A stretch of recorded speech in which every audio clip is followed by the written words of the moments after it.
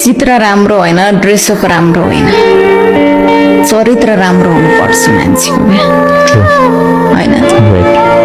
अब तपाईँले भगवान्ले जस्तो फिजिकल दिनुभयो, मोटो दिनुभयो, पातलो दिनुभयो, जस्तो सुकै दिनुभयो, त्यो कुरालाई स्वीकार गर्नुपर्छ। हातको रेखामा के विश्वास गर्नु? भाग्य त त्यसको पनि हुन्छ जसको हातै हुँदैन क्या, होइन? त्यही भएर मैले के भन्छु भन्दाखेरि यार यो भाग्य यतिकै लेखेको रहेछ यस्तो होइन। मैले फेरि भन्छु तिमीले त्यो भाग्य परिवर्तन गर्नको निम्ति तिम्रो प्रयास के रह्यो त्यसले मायने राख्छ। हरेक प्रयास पश्चात पनि तिमीले त्यो उपलब्धि पाउन सकेनौ भने तिमीलाई एकदम सन्तोषको सास फेर्न पाउँछौ क्या। कोही बुढो मान्छे छ अनि इन्जिनियरहरूले त तिमी भनेर बोलिरहेको हुन्छ क्या, त्यो भनेको त इज्जत दिने हो नि त। ऊ पनि काम गर्न आएको, इन्जिनियर पनि काम गर्न आएको, कसैलाई हेप्ने त होइन नि त। त्यो हुन्थ्यो।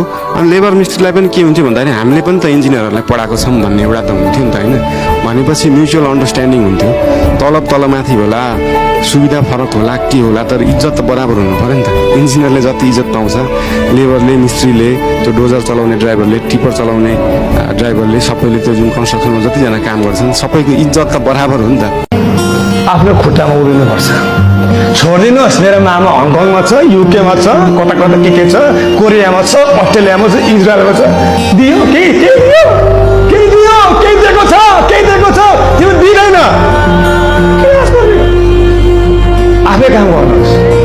घरमा बस्नुभन्दा बरु ठेला किन्नुहोस्, फलफुल बेच्नुहोस्, आम्दानी आउँछ।